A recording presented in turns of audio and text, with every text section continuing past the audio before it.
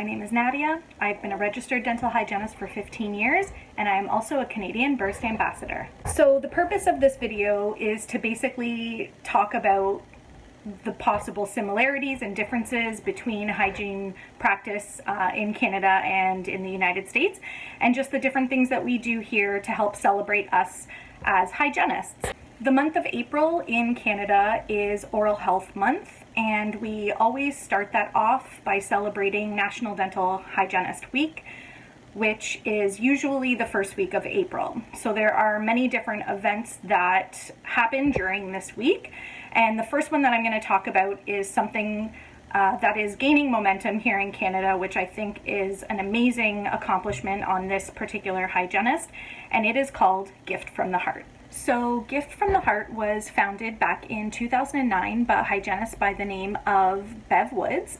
Her initiative was to offer a day of no-cost dental care and bring awareness to how many people are unable to afford the basics of dental hygiene care and dental care in general.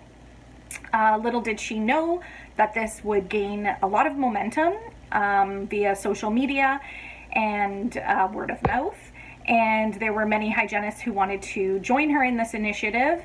And so as far as I know, to date there have been over 2,500 hygienists that have registered themselves through Gift from the Heart and are helping Bev bring attention to this much needed cause. So for those of you who don't know, we also have a CDHA up here in Canada, and that is our Canadian Dental Hygiene Association. They are the ones that put out all of the material needed to celebrate National Dental Hygienist Week. And so along with Gift from the Heart as their launch, they then put in different incentives for hygienists to show their pride as being hygienists. So one of them is called Put Your Purple On. As we all know, purple is the hygiene color, and so the purpose of Put Your Purple On is to just show our pride in our profession, post images on social media, and if you hashtag National Dental Hygienist Week 20 for this year, or also hashtag DH Purple Pride, you are automatically entered into a contest that they run. Another fun way of celebrating National Dental Hygienist Week is we are trying to light our country purple. So what the Canadian Dental Hygienists Association has done is they have asked hygienists to write into their municipal offices and encourage them to light their monuments and or landmarks in the purple color during the week of National Dental Hygienist Week. So in the past we have been successful in lighting not only monuments but also landmarks. So we have had Niagara Falls lit purple, the CN Tower downtown Toronto has been lit purple, and the 3D Toronto sign in front of our City Hall has also been lit purple. There's also a list on our Canadian Dental Hygiene Association website that lists all of the monuments and landmarks in every province that have successfully been lit purple in years past. So what I'm hoping that this will do for all of us is have us gain a sense of worth for what we do. We are all very passionate about being dental hygienists, and the purpose of this week is to share that passion with the community and with those who might not think that our job does extend beyond oral health. We all know that it is the entry, the start point, the initiation point of overall health, and it's something that I'm very passionate about and would like to see others become more passionate about.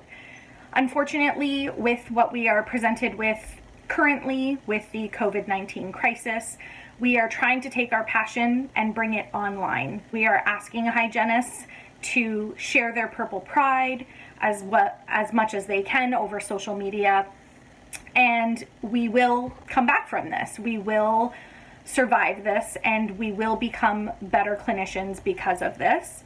So I salute you all. I think that even though a border separates us, we are all fighting the same fight.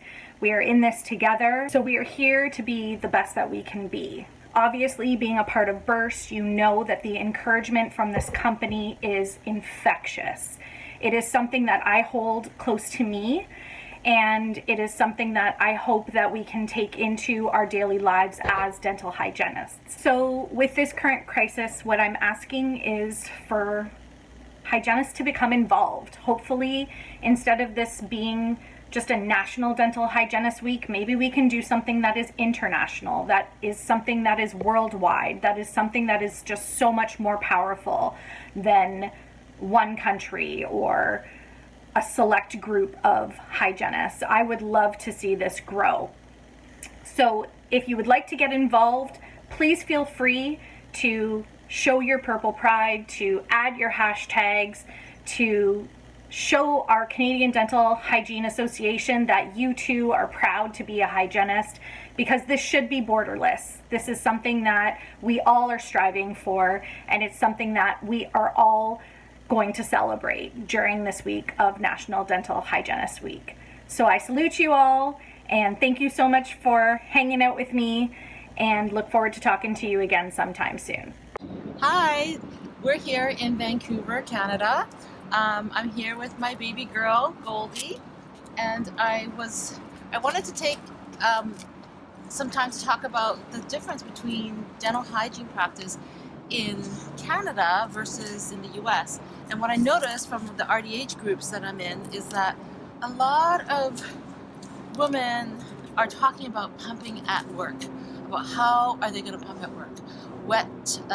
Are there breaks for it, and how much time, or which machine to use, or does the doctor allow you to have enough time?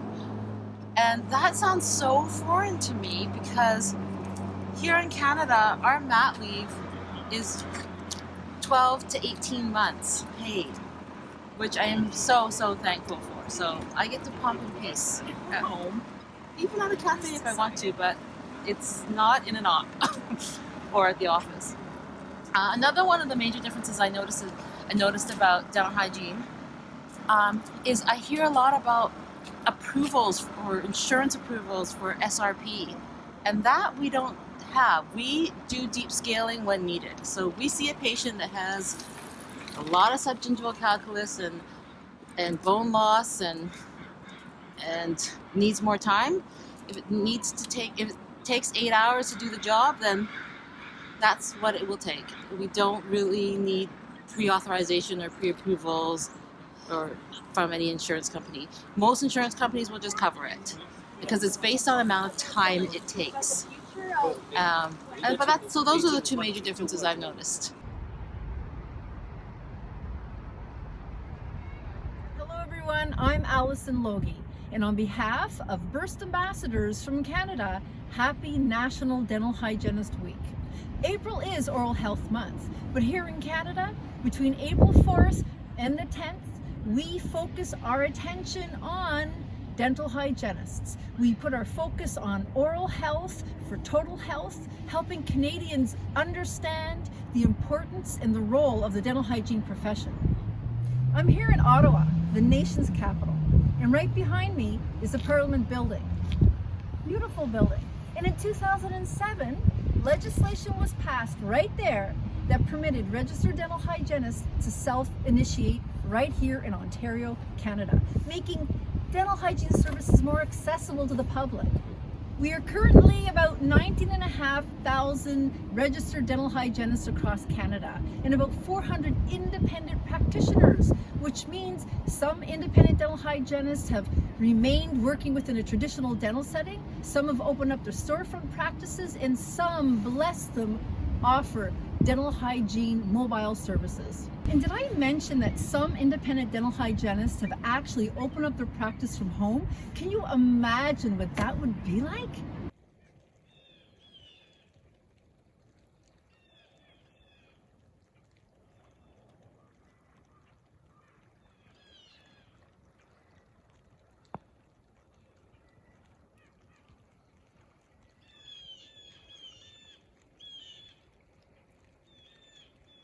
Morning. So here is a typical day at Independent Dental Hygiene Practice.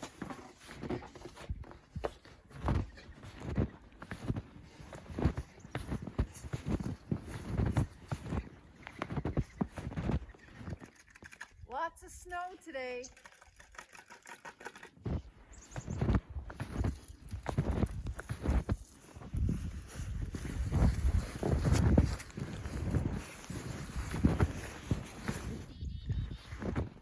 So this is where Chelsea lives. She's been with me for 7 years.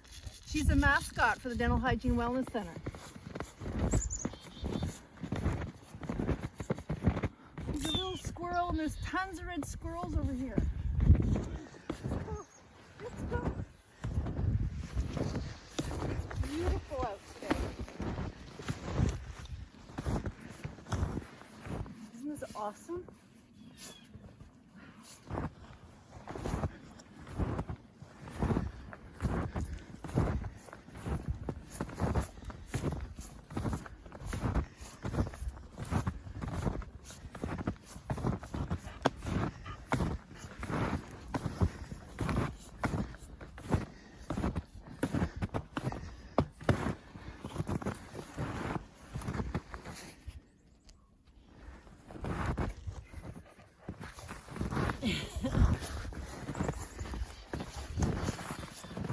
Come on in.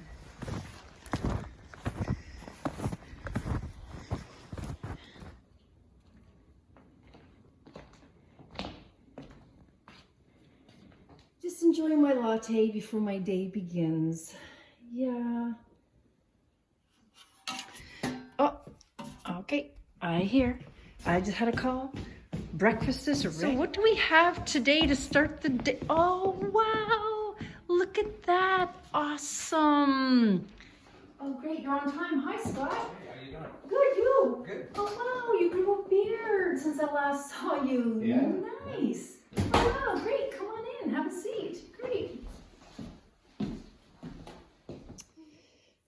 Okay, hang on a second, Scott.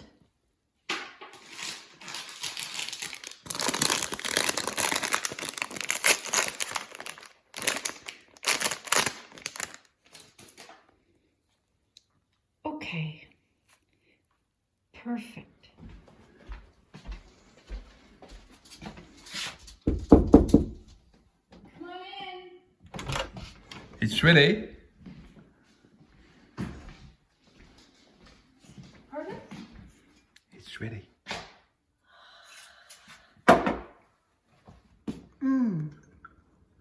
So good.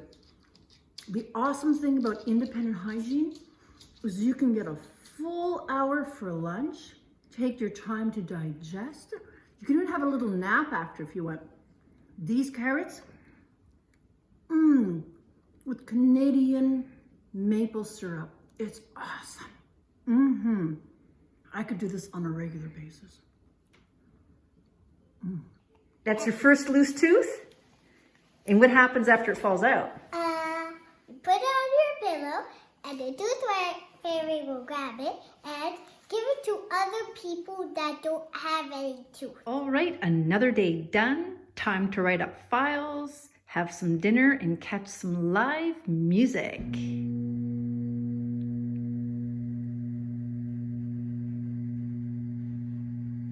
Right now we're in Van Cleek Hill and we're at the Arbor Gallery Cultural Center. They always have bands playing, so let's go take a look and see what's happening.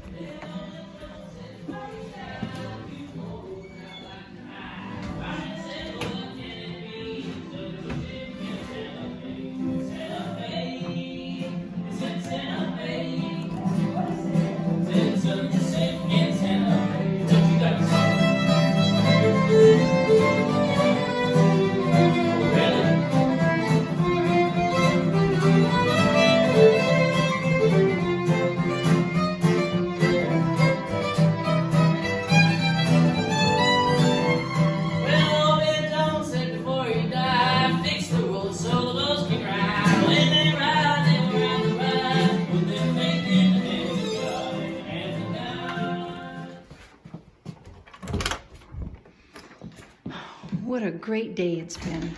Wow. I can't believe it's actually going to be 11 years since the Dental Hygiene Wellness Center opened its doors. It's been a lot of work, it requires determination, motivation. It is all worth it. An independent dental hygiene practice is a win-win for everyone. As an independent practitioner, you honor your body's natural biorhythm. And what that means is you start your day when it most suits you. So you schedule your clients properly, you take full lunch hours, needed breaks. You set up a schedule that is conducive to your well-being, right? And this is how you maintain balance in an awesome yet very demanding profession. So when you are balanced, inspired, and thriving, this is what your clients pick up on. And in fact, it motivates them. When they feel the sincerity of our professional recommendations, they are appreciative and receptive to our message that oral health is for total health. So independent dental hygiene is a win-win for everyone.